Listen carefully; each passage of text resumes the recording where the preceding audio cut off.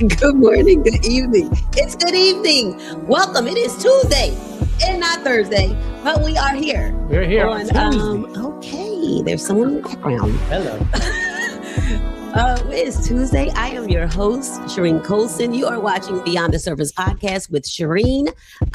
We have an exciting show today. Exciting show. We have Anderson and Louis here. And as you can see, our title is New Jersey Father Fights for His Son. We're going to talk about immigration, family, and a fight to stay together. So once you get on, I want you to say hi in the comments, and we need you to share our story. Share the show. Share the show. Yeah, so come in the comments on a Tuesday and not a Thursday. Now listen, I'm going to tell y'all about Louis. He is very church. He got something to do on Thursday. So he said, can't do Thursday. I'm busy serving the Lord. So what I need you to do, I could do Tuesday. So you know what we did? We did Tuesday. So yes, here we are. Our first. On a Tuesday. In 2 years. And it doesn't feel terrible. Yeah, the first in 2 years. We got married on Tuesday. We did. Somebody told me that What? you mentioned that. Who mentioned that? Oh, Rose, we were riding and she said, yeah, you guys got married on a Tuesday. I think her brother got married on a Tuesday. So yeah, we wanted that significant date because we got married on 7/7 and we met on 7/7. So we wanted to get married on the same date because the same date we met. So yes, if you are here, say hi in the comments and share the link, share the live, not share the live, Marty, but share the live. Little Anderson, you guys can share also. Yeah, so share. What else do we want to talk about? I went on. Y'all was on the budget. She said we were on a budget. Who said that? Dee said she. Yes, Dee. Thank you for Thanks, referring the show. Yes, Yeah. we were on the budget. They put us out there. Thank you. We had no money. But that's okay. We had the Lord in love. Well, and we had the Lord and love and like 20 friends. We're still here. Yes, 17 years later. We get fired from the podcast. Every week. Not last So week. yeah. So yesterday, on a Monday, I went on to Atlantic City Cruises, and I have never been. It's kind of like a dolphin watch. Like you watch dolphins boat. And that was super cool. That's cool. Yeah, it was super cool. And I enjoyed myself. There was like they had a party on the boat. But yeah, I enjoyed myself. It was like nighttime. They rode in the bay. So that was something nice to do. Were you not scared of the water? I was. I immediately got on the boat and looked for life vests. Because it's dark. You know, the stories happen.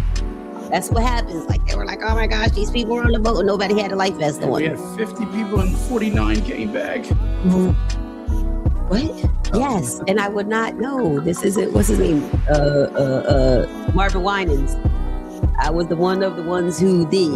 Yes. I made it over. I made it over. Yes. So I went to look for my life vest immediately and it was downstairs. So I was a little nervous about being upstairs, life vest being downstairs. But I stayed close to the steps.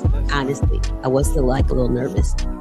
But yeah, did you also know that Gary, Indiana has had like a storm or something and they've been out without electric for a week? Gary, Indiana? Yeah, remember we had a storm here and there we didn't have electric and then all our food it was went really bad. No, it was bad. It was bad here. Remember when It was bad here. Week? Yeah. Are they still suffering from that last storm that we had? Is that from But the I don't same think winds? Indiana's close, so I don't know. I don't know. You know geography. Indiana is all the way over there. So are you though. So yes. Okay. Oh, and this is really crazy at Penn State. What's happening at Penn State? Right? They have 13 fraternity brothers charged with running a major cocaine traffic ring. Like what is happening at Penn State? They said the one guy called himself Pablo Escobar. Like Pablo Escobar. What? Yes, Pablo Escobar. So 14 frat people. Yeah, that's crazy. That is crazy. Yeah, it's very dangerous stuff. Say no to drugs. They don't even think they have those commercials anymore. The Say No to Drugs commercials. Remember they used to have the cigarette commercials and all that kind of They used to have this is your brain with the frying pan. And then this is your brain on drugs. I think that was Barbara Bush. and she put a little butter in the pan, and then it'd be like frying, and that really scared me. So, shit out to Barbara Bush for her. This is your brain on. Although I'm not going to get into that. I'm not going to go there about the drugs in the U.S. in the Black community, but that did scare me.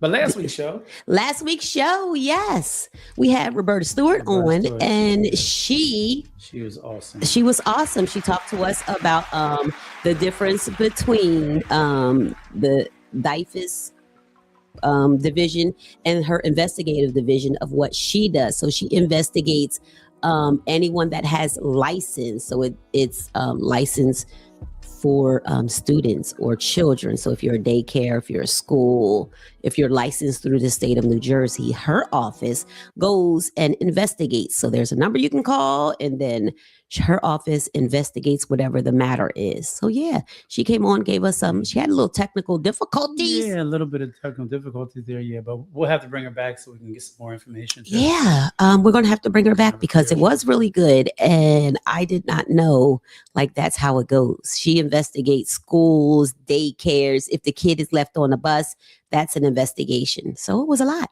Oh yeah, they actually do a lot, right? Yeah, so they do have that in the winter, school bus drivers. I think school bus drivers are supposed to go check it and then go all the way back from the back. D was a school bus driver, then they go all the way back to the front. And the kids be back there asleep sometimes. That's probably good sleep after school though. I remember sleeping on the school bus. I only rode the school bus for a little bit. You think Dee checked the bus every time? She had to. She didn't make the news. She brought back to sleep. She sleep herself. Don't get the girl fired now. So yes, so that's what she investigates. She investigates if anything happens at school, if there's a complaint or something like that. She investigates that. So yes, Roberta Stewart was here last week. So if you want to watch that show, you can go back and watch that. Shabby Lynn, daughter-in-law is on. She said, we've had such great experiences with those investigators. So thankful to them. Yes, because they are really doing the hard work in the field of making sure children are safe. So shout out to them. It has to be a little difficult for them to go into these homes because you never know what you're running into. Yeah. And even going into the schools and investigating that stuff. So if you guys want to go back and watch that show, that was good. But tonight we have Louis and Anderson on. So let me read a little bit. So I got this story from my sister. My sister inboxed me. My sister Deanna, she's watching. She inboxed me and said, hey, there's a GoFundMe up from Honduras. My sister inboxed me and do you see that, babe? What's that? Honduras. Oh yeah, no. Okay. No, all right. Typo. Okay. She inboxed me and said, this is this story. And I need to get him on the podcast. So of course I'm let me inbox and chase this guy down. Because if you're not friends with people, the inbox will go somewhere else, not to your primary. So myself and my communications director got in touch, and yeah, here we are on a Tuesday. So I'm so grateful. Tonight we have Louis and Anderson on, and what is happening is he is here and his dad is here with him, and we want to bring them on so they can introduce themselves and share their stories. So if you guys can give them a hand clap in the comments, adding to the stage, we have Louis and Anderson. Thank you guys so much for coming on. Thank you for having us. Yep, thank you. So do you want to? Okay, hand claps. Praise the Lord. Calm them down. Praise him. So do you guys want to introduce yourselves? Yes, I am Louis McCrae. I am going into my 6th year in education in Trenton Public Schools. I currently teach 5th grade at Parker Intermediate School. And this is my son. I'm Anderson Gomez, and I love playing football. Oh, is it soccer? Like European soccer? Oh, yeah. I played soccer. Really? I did in high school. First team all state. That's nice. What Thank position you. were Thank you. I try to tell my kids like their athletic ability came from me, but they don't want to hear it. So yeah, so can you guys take us back to the beginning of your story? I mean, both of you can chime in and share, but can you like tell our audience a little bit, well, the beginning of your story? Absolutely. It all started when, no, I'm just kidding. No, so it's so weird. I, firm believer in God. Nothing happens by coincidence. Right. Everything happens for a reason. So never wanted to be a teacher. Did not really like school. I was good in school. I was a good student. Grade wise, I talked a lot, as so all my report cards say.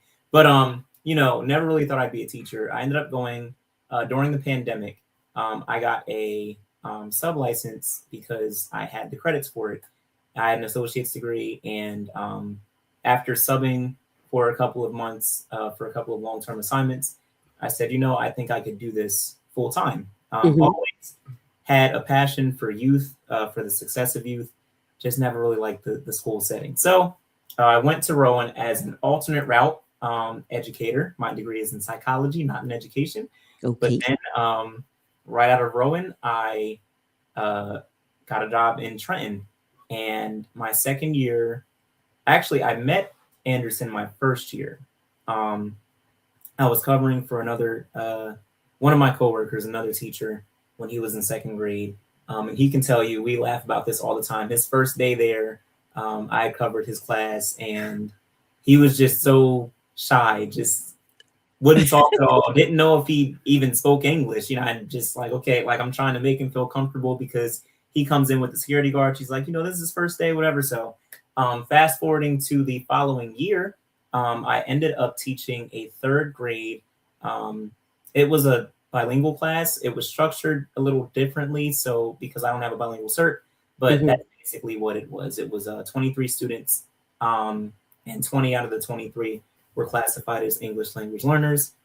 He was in that class. I never knew at the time why.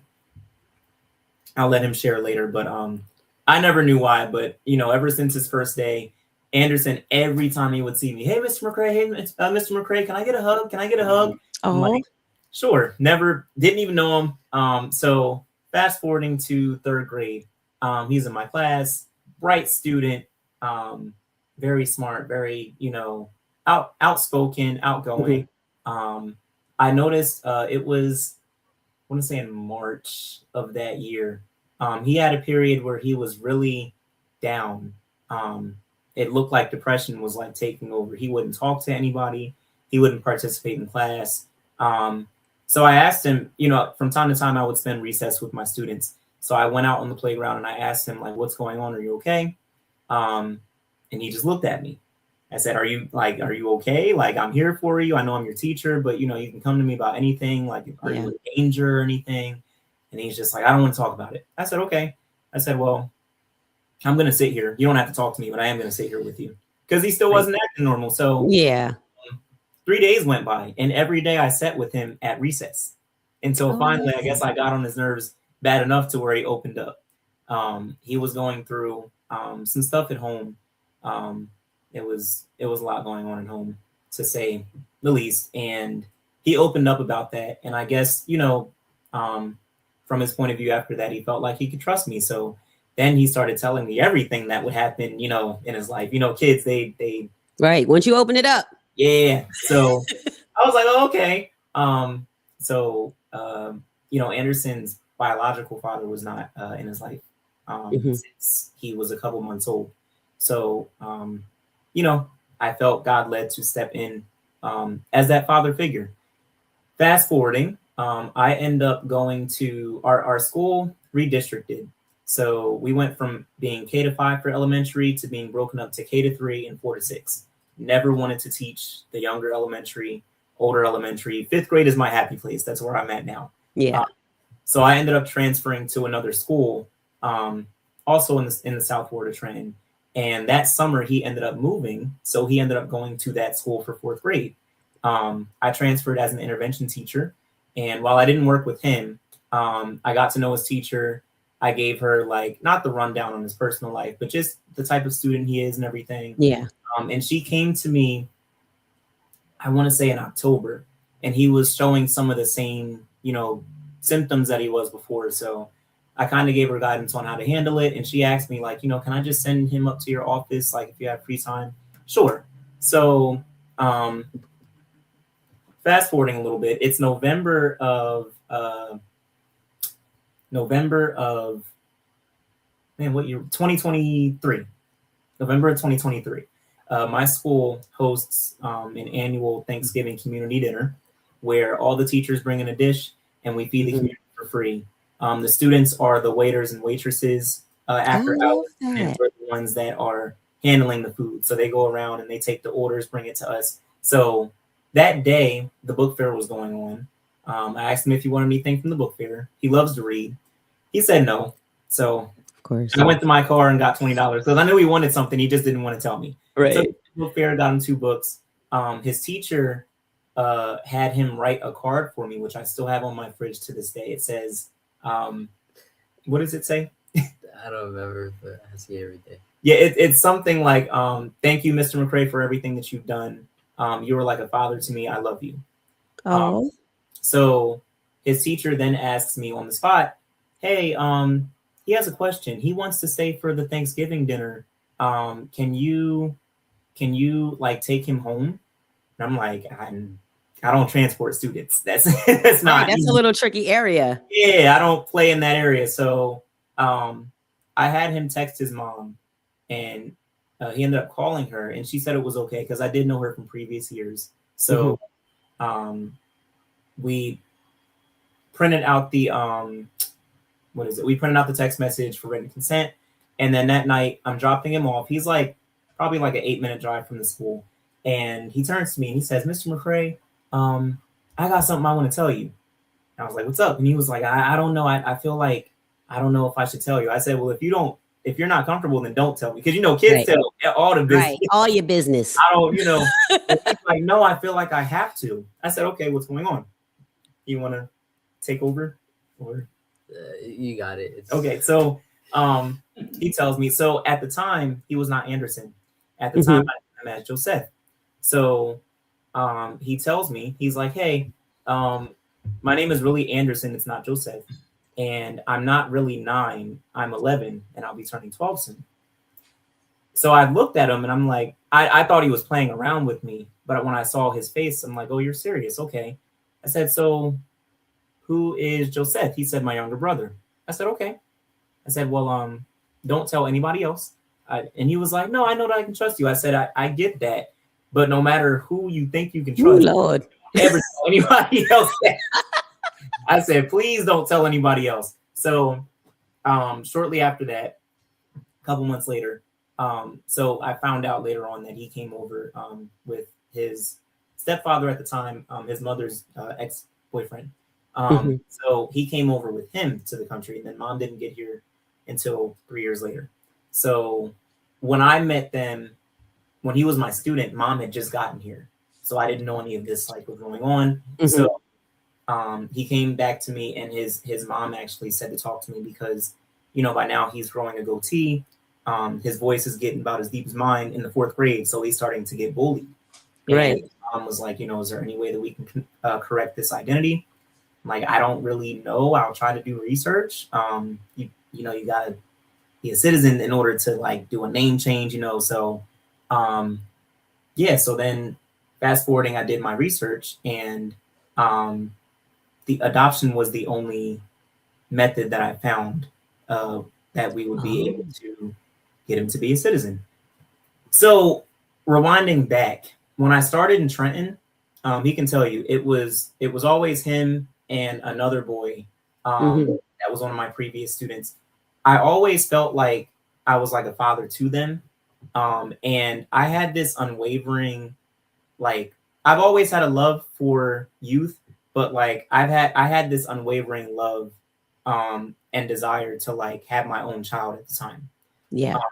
Not that I don't want to, but I'm 28. I was 23 when I met him, so that was a little early for me. Right. But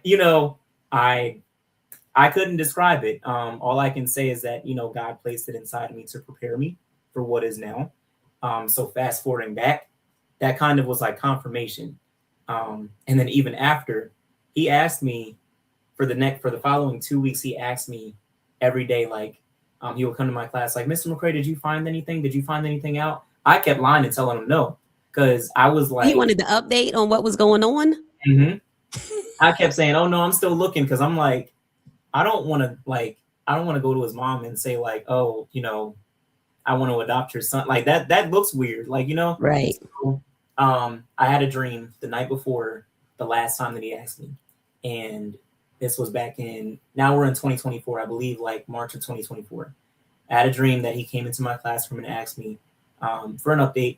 And I told him in the dream, I did find some stuff, but I'm kind of waiting, to figure out more information.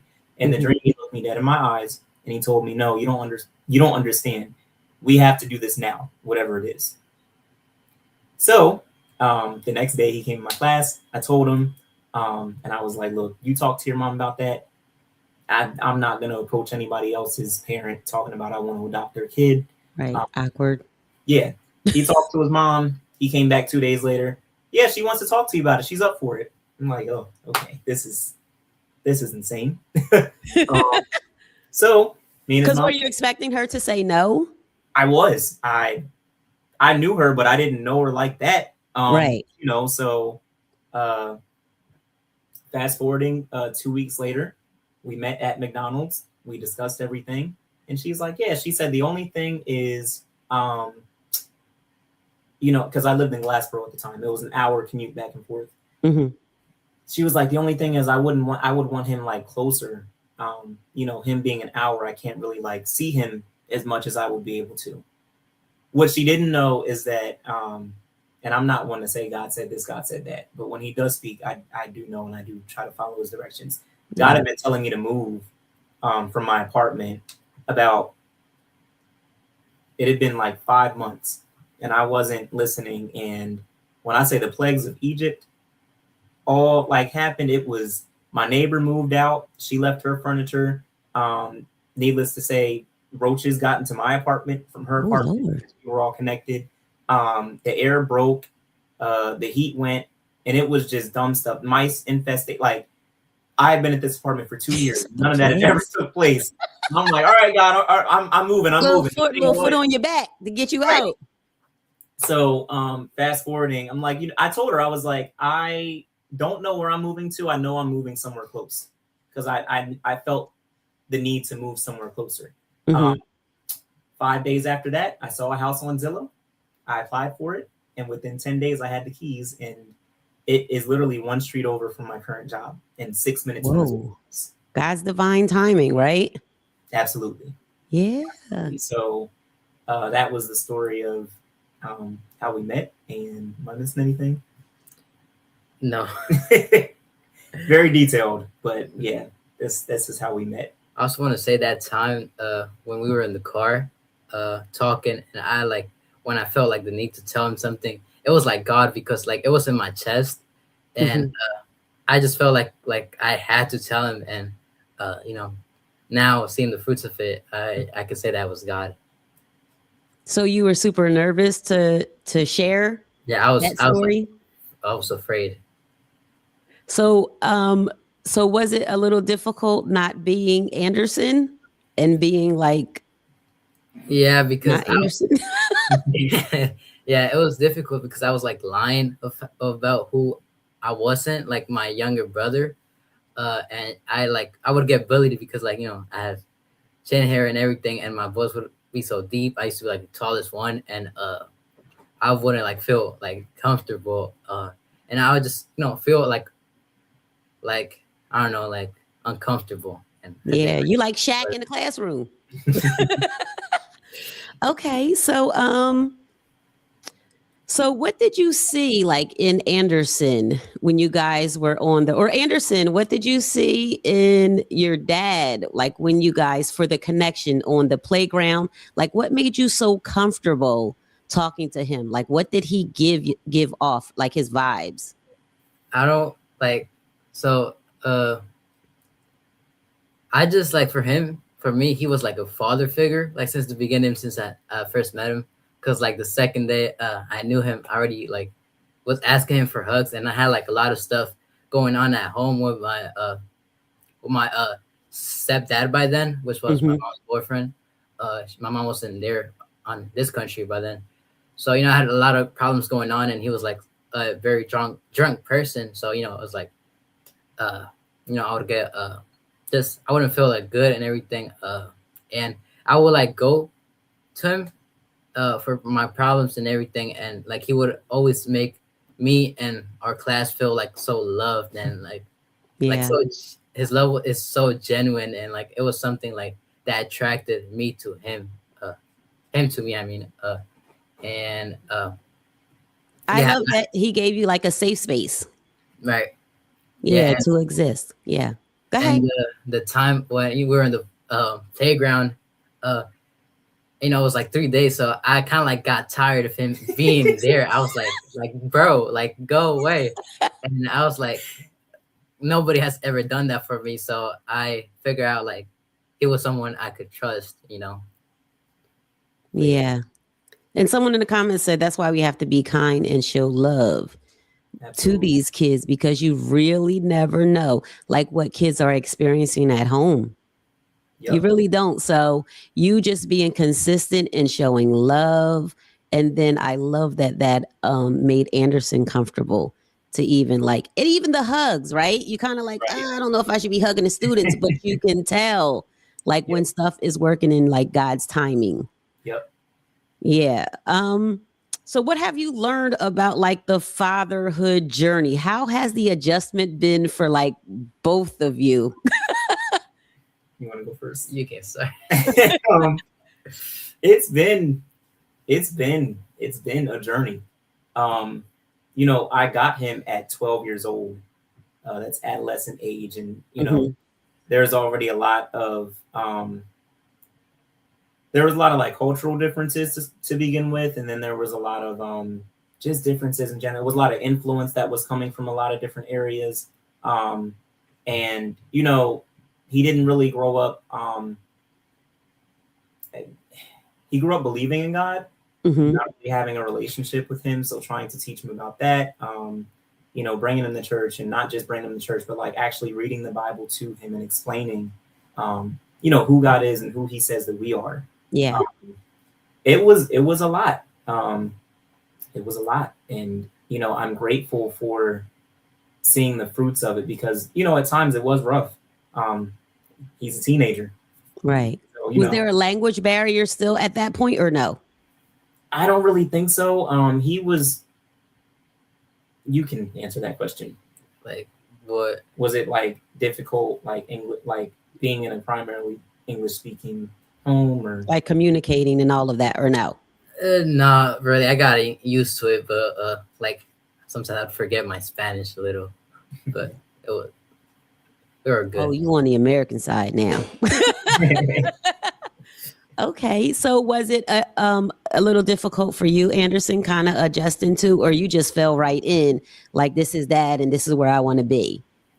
It was kind of like 50-50. It was like both, because like I hadn't met him, but I was like attracted like kind of like spiritually to him. But I just like I wouldn't tell him like some stuff, because I wouldn't like really like know him like that by then. But I like God worked a lot on both of us, and we got through it. But. Oh, I love that. So emotionally, the emotional toll, like how does that affect like the both of you during this time, like with your prayer life and faith and understanding like what your purpose is and where you're supposed to be, and I'm definitely connected to this person. Like, give us a little insight on that. Yes. So speaking about currently the situation that we're dealing with. Yes. So July 27th. So let me just take you back through the court hearings real quick. December 5th of last year was the first. No, I'm sorry. December 10th was the first hearing that he had. It was a mastery hearing. I had to go through so much with the court system. So his stepfather, unfortunately, passed away in 2024. And when he came over, he used his younger brother's identity, which was the biological son of the stepfather. And it was a joint, like a family case when they came. So if stepdad did not show up, Anderson was automatically going to be removed because one person didn't show up. I fought and pleaded, and I was in Newark every other day with these courts because the thing was, I had gotten legal and physical custody of him, but because I was not his biological parent, they were not trying to hear it. They wouldn't give me any documents. They saw the situation and that he was a minor. We had that first hearing. I was able to get the case severed finally, and the judge, he was really nice. He was like, "Hey, I see what's going on. All we ask, DHS, Department of Homeland Security, just asks that he submit an asylum application so that they can collect biometrics, fingerprints, and all that stuff, so they can correct his identity in the system." So we did that, and he was like, "Hey, this technically wouldn't be my case anymore because I'm an adult immigration judge. I'm going to transfer him to a juvenile judge, and usually like they work a little better with cases like this because they're trained in that specific field." Right. I said, "Okay, cool." So no lawyer wanted to take the case. It was very stressful because of the name change. It was so complicated. Everybody that we went to, they're like, no, can't do this, can't do that. This is going to fail. This is what we're hearing.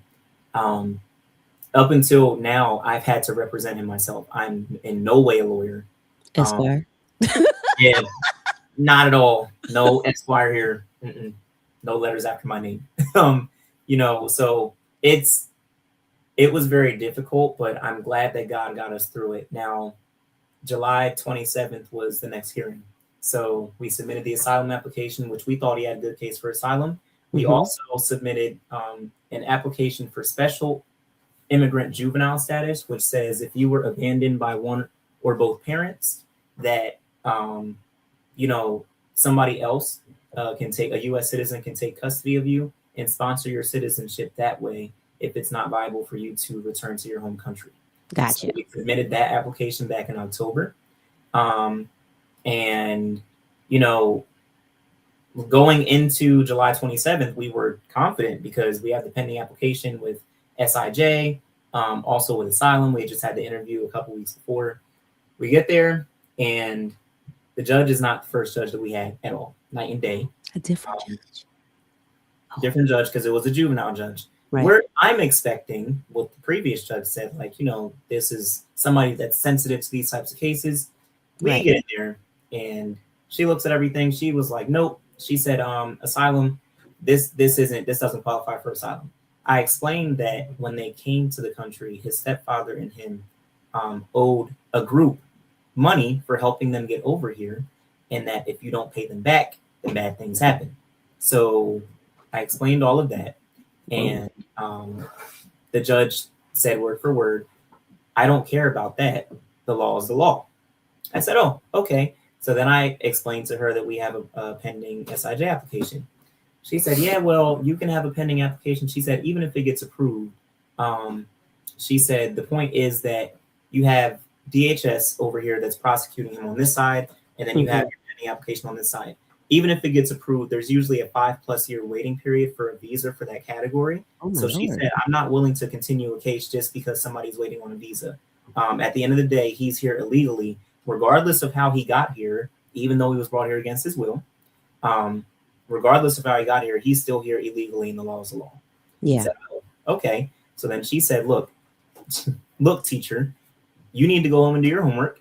And I'm going to give you until January 25th. And if you don't have any other option for relief, I'm going to have to order him removed because he's guilty. And that was the court case. So Anderson can tell you, I was depressed. We had just went on vacation that day, right after the court hearing, for a week. And I was like in and out, like, kind of grieving. I had this thing where, I try to stop myself from doing it, but I prepare for the worst. So I was grieving the situation that didn't happen yet. Yeah. We had met with a bunch of different attorneys, and our situation is peculiar because we need somebody that's experienced in family law and immigration law. Usually you have one or the other. So The one lawyer, there was one out of 10 that I met with. One said, we can get this done. Okay. However, he said, because of everything that's involved, I'm going to need a retainer of $5,000. I said, okay. And then he said, we have to file September 1st for this adoption. We have to expedite that. We have to get, the federal documents filed. So I was stressed. I was very stressed. In and out of depression, didn't want to eat, didn't really want to go anywhere because I felt like it felt like a death of a loved one. It felt like I was losing my son. And then you can speak on how you felt.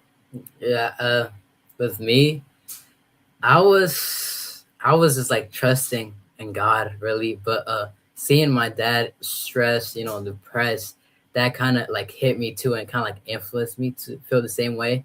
And I tried to make him feel better and everything, but he was like too stressed and he didn't even want to be around people and nothing. He didn't want to like do anything at all. And I was trying to like console him and everything, but it was really hard. And I was just keeping on prayers every single day that I woke up, every single night I went to bed. Every time I prayed for his mental health because he was really going through it, and he knew like everything that was going on, and I was just feeling really like bad for him because for me I couldn't really do anything to help him rather than just pray and like just be there for him. And it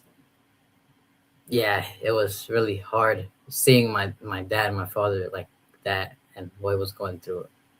And I think a lot of times, like, prayer is a lot, which sometimes people might not think prayer is enough. But like, even as a son, covering your dad in prayer is like a huge weight. You know what I mean? Because that's positive. So kudos to you for just knowing, like, if I have anything to give, I can give prayer. So yeah, that shows a great foundation. So did the courts just not have any like grace or any of that with like the law and all of that, with like the stepdad not being around and all of that? The court had like no movement on that. Not at all. I know that New Jersey is a very progressive state compared to other states when it comes to immigration as well. We're a sanctuary state, but it was I was baffled. When I tried to request even documentation on when his next date was, because I lost the paper at one point. The clerk, she looked at me. She's like, "Well, are you the father or the attorney?" No. Well, I can't help you. I presented his birth certificate and the custody order. I can't help you. You're not his family member. I'm like, you can't give me a date because if he doesn't show up to this, he automatically gets like order removed. No, I can't. I'm like, wow. And then the judge with that, I was like, wow. It was very surprising. And it is, I feel like it's surprising for New Jersey. I mean, I know it's red, blue, and all the rest of that. Yeah. However, like, they are children, right? And we're very let's make sure the children are safe and healthy. And that's exactly what you're doing. So just for those who are tuning in, we are talking to Louis and Anderson, and he is a father and he is a son, and they are raising money for an attorney. So that way Anderson can stay here in the US. So they need to raise $5,000, a little bit more because we made it. So we need some more money to pay for like attorneys because this is a continuing case. So there will be a link. There will be a link in the comments so you guys can donate because this is an ongoing case. So yeah, so deportation, is that something that's like in like the thought process, or we're not even close to any of that? No, it was something that was in the thought process. Because we were given that date, and if we didn't have anything solid by that date, deportation was a thing. And like I said, we had talked to many different attorneys. And I had some tell me this just isn't going to work. I had some tell me, well, this is the law and you can't get around this. Or I had some tell me, well, you're probably better off just doing a voluntary departure. And I don't want to hear any of that. At all. There was one lawyer out of all of them, the one that said he would help us. The one, all he said was, you know what, this is going to be complicated, but we can get this done. Even if we have to do this, this, and that, appeal this, all that, we can get this done. Yeah. That's what we want to hear in this time. There was, there were some of them that had compassion and others that just, I don't know if they thought that they were just being direct, but it was just a lack of empathy, in my opinion. Which is a little, lawyers, however, like considering the circumstances, I would think like people would have compassion, people would have grace and say, hey, I see this situation. I see what's going on. Let me try to like help you guys through that. I understand you got to pay money. Yes, understandable. Just to flat out say no is a little, unfortunate. So Anderson, so while you're going and navigating like this journey, how have like your thoughts been like with church and God and faith that it's going to end up like with some positive results? So with me, something with my dad is that before my dad had me, like he was saying, like he had some dreams and everything, and God also made a promise to him, and that promise was that he was gonna have a son and he was gonna adopt him. And with me, I have faith that everything will go successfully, no matter what others say, no matter what even the president says. God has the final say, and I'm still choosing to stay with God's like covenant basically and promise, and that's what keeps me holding and everything, and just people that are helping us, and our family and people at church, they've been really helping us a lot, and just the affection that they give us is really helpful. I love that. So the people that are helping you guys, somebody asked in the comments, like, I know you talked about like depression and those type of things that you were both experiencing. So are you guys like in therapy together? Not together, separately. Okay. But yes, both, in counseling. In counseling, okay. But separately. Okay. So how does this change like your role as an educator? Because you are an educator and you took in one son. So do you feel like that's your passion to just like, do you feel like your mind is open a little more now? Yes, most certainly. I grew up in Vineland, New Jersey, which is very diverse. And even teaching in Trenton, it was a complete night and day experience. I had never taught in or attended an urban district in my life. So seeing what a lot of these babies go through. And then we have a lot of Central American families that are in Trenton.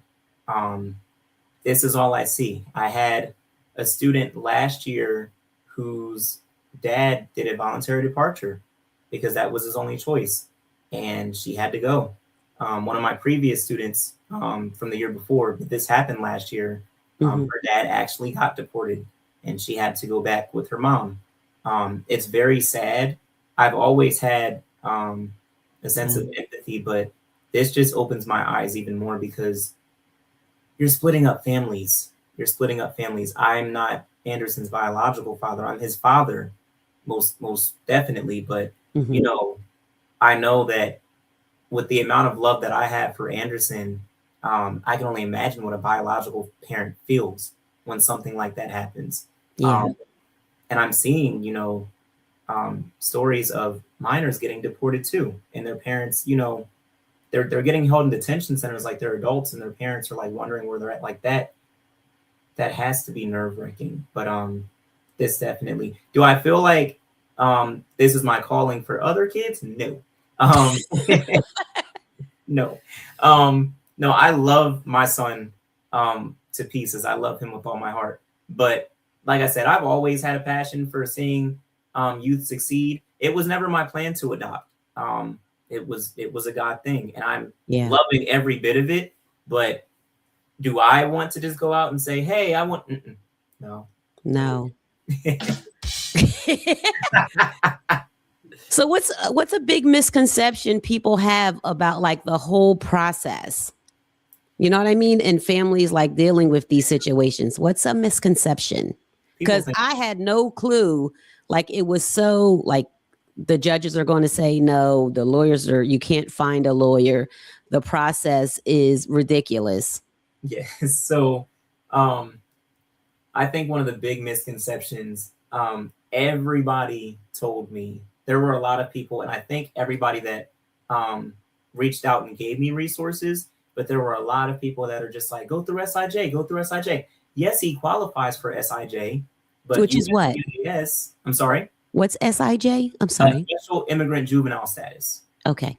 So that's the, if you were abandoned or neglected by one or both parents, and you're here in the country, then a U.S. citizen can sponsor, can get custody of you, or a state agency, and they can sponsor your citizenship, because it's not viable for you to be reunited with that parent back in, whatever country.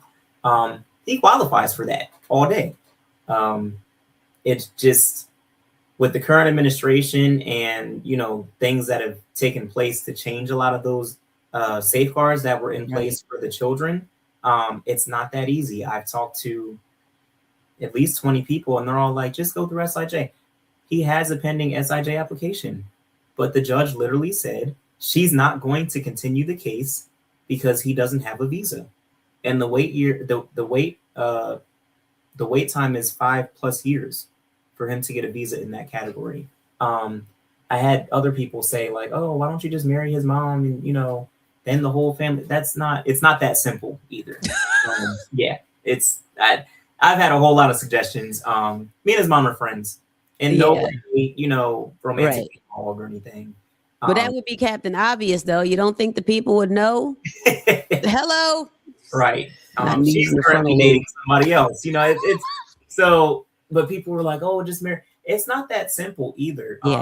The stuff that they have in place, these interviews, they grill. Like, even if let's say I was to take the whole, just marry her. There's reasons that I couldn't as well, but let's just say I was. Mm-hmm. It's not about you knowing their favorite color, their favorite song, all that stuff. Like you have to provide documentation for visits.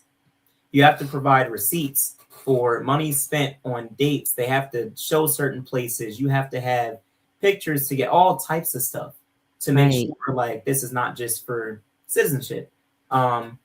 Just randomly breaking out with the lady last week. Yeah.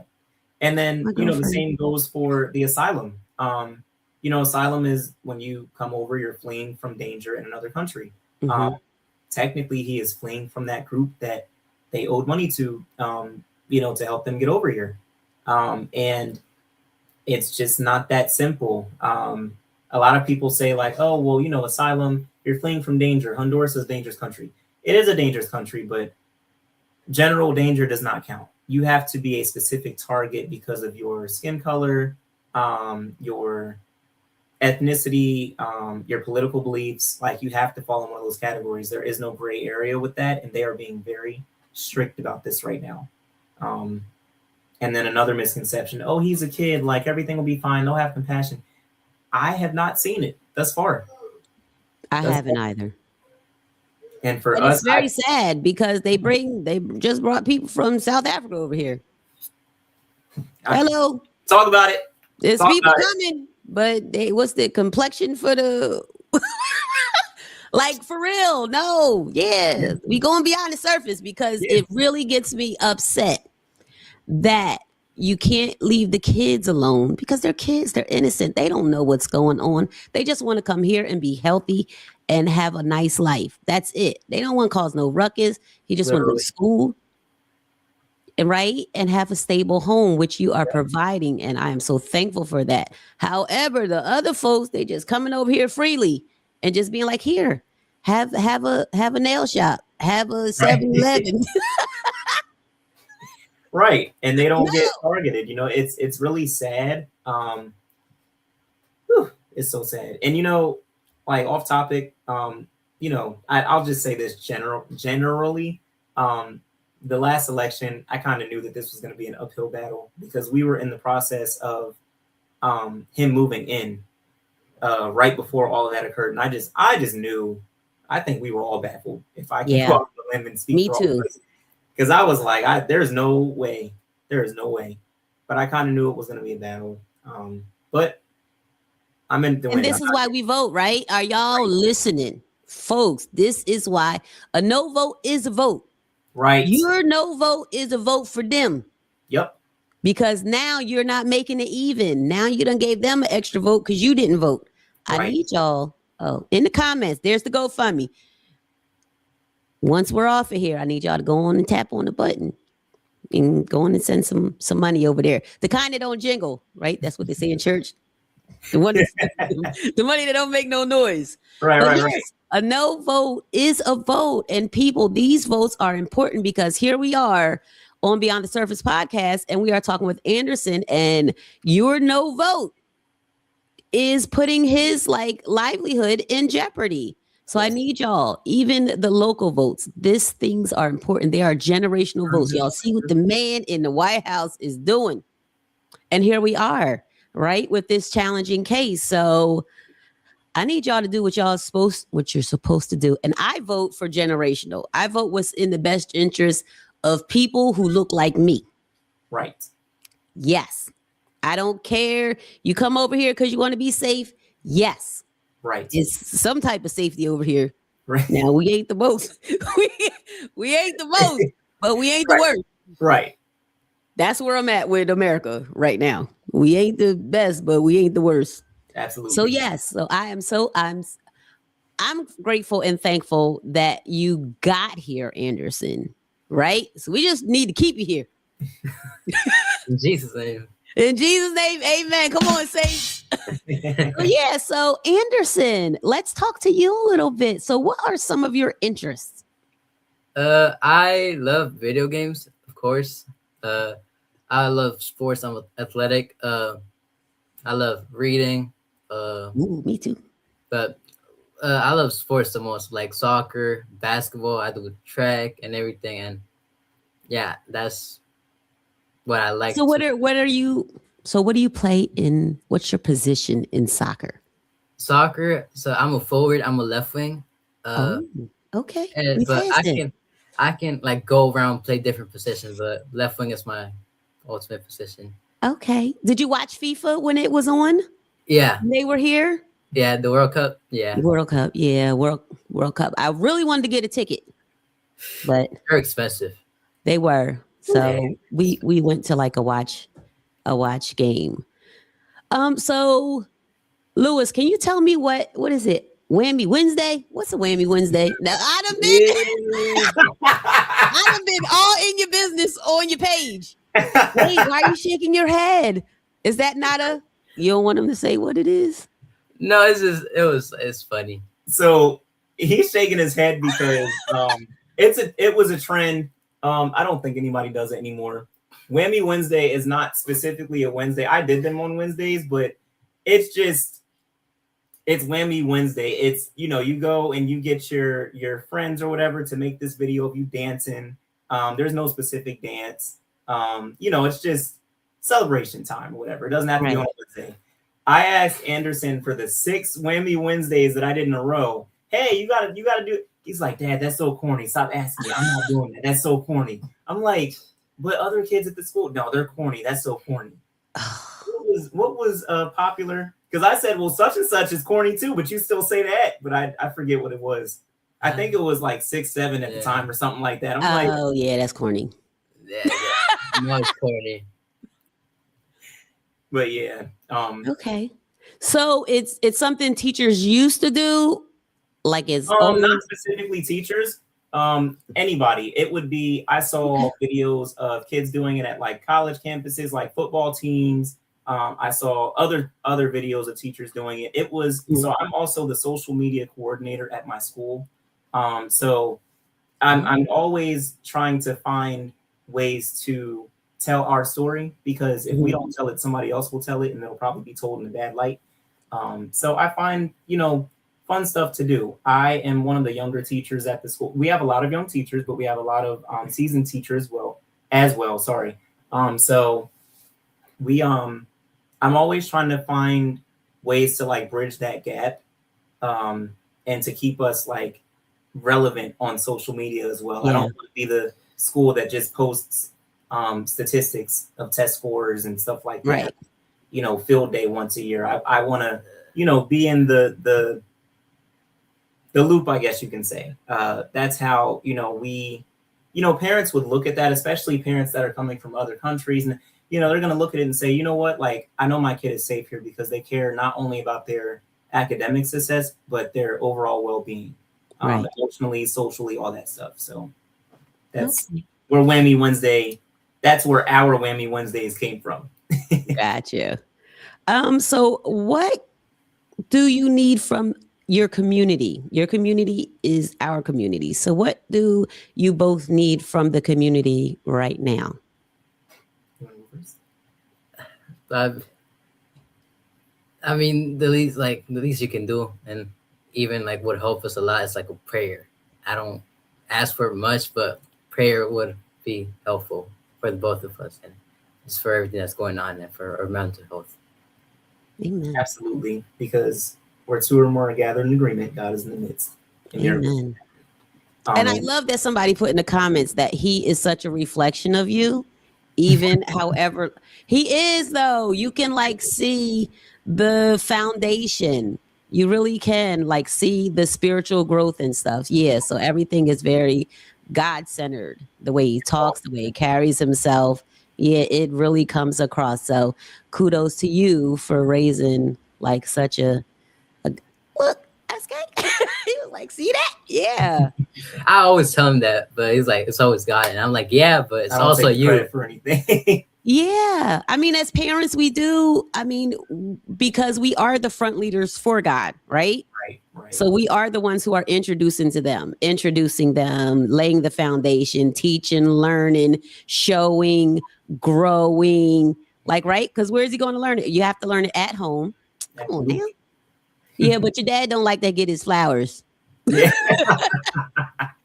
Yeah, but that's good. As children, like it's good to hear that and speaking that into your parents, because sometimes parents don't know, like, am I doing a good job? I don't know if I'm doing a good job. I hope I'm a reflection of God and what I'm supposed to be learning you and teaching you, right? And training you up, as the Bible says. So yeah, I see that a lot, and I always tell him like he's the best father ever.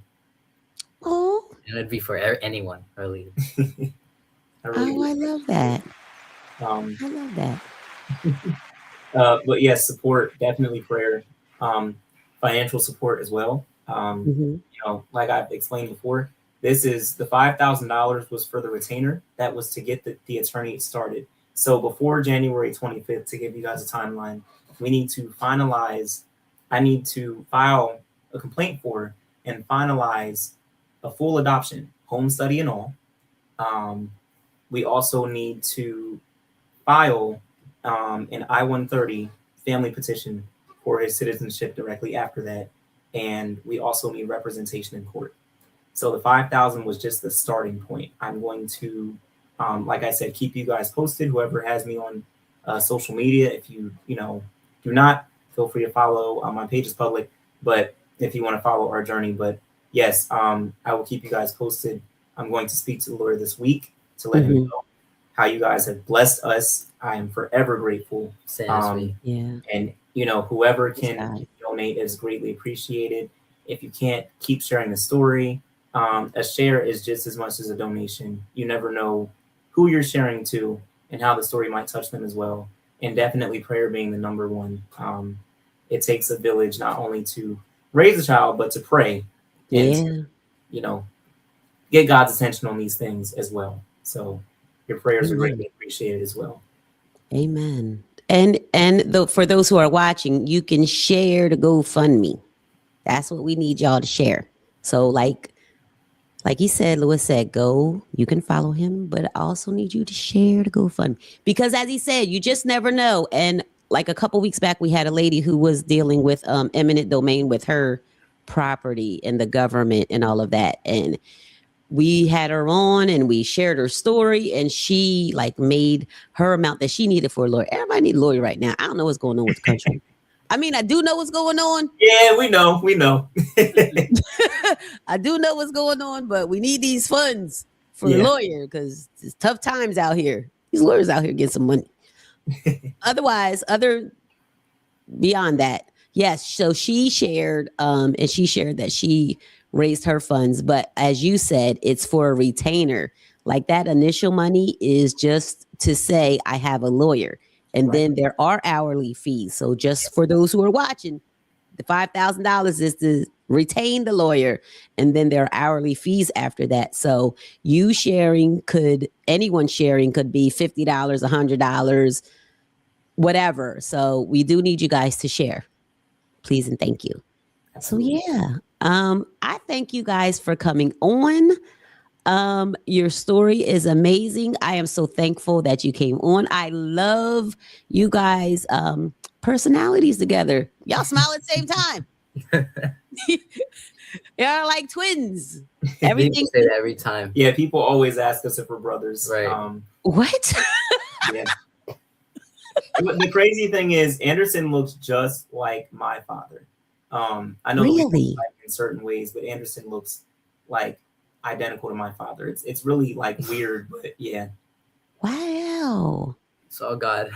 right. It has to be, right? You can really feel God's like hands on this whole matter. Right. You really can. Thank you so much for having us as well. Oh, thank you guys for coming on. I appreciate you taking time out of your busy schedule, making time for me, because he said he got church on Thursday, y'all. So that's why we Yep, rehearsal. I got church rehearsal. I can't do it on Thursday. Yeah. He was like, no, ma'am.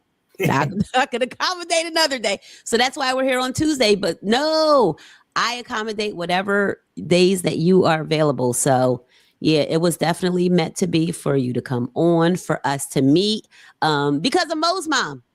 Yes. Yes. Yes. I know. So thank you guys so much for tuning in. Do you have any closing words that you would like to leave for the viewers and those who are watching? Y'all looking at each other. I just want to say thank you once again to everybody that watched and even interacted tonight. Like I said, the prayers, the shares, the comments, the donations, they go a long way. Even the comments though. Even those are shared resources, but I've had people checking up on me just to say like, hey, how are things going? Like, that is greatly appreciated. I was in a depression and did not leave my house for days just a week ago.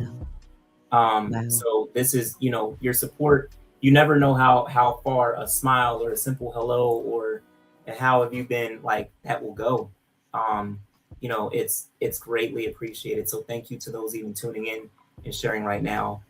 Thank you once again for having us. I'm forever grateful. This is so abnormal for me. This is not my personality at all. I'm an introvert. My son's an extrovert, but I'm camera shy.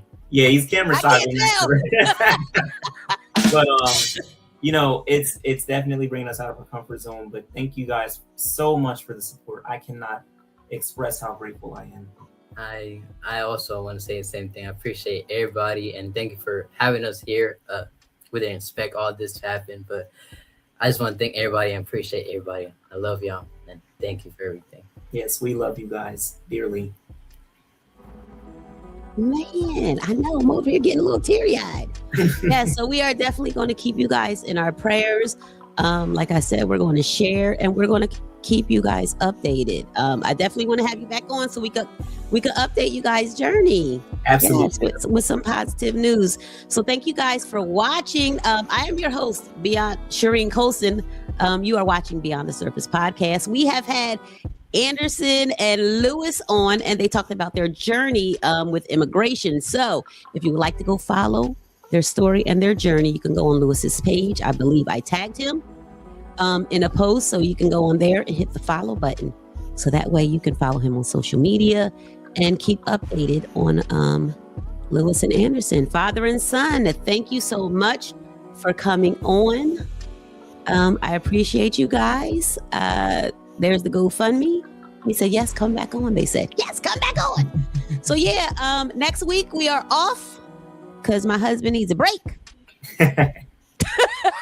He said he needs a break the last Thursday of the month. So we are off. That's it. That's all I got. We are back September 3rd. So yeah, I do have $5 to give away. Oh wait, we can give it to. Are we allowed to give Anderson money? Absolutely.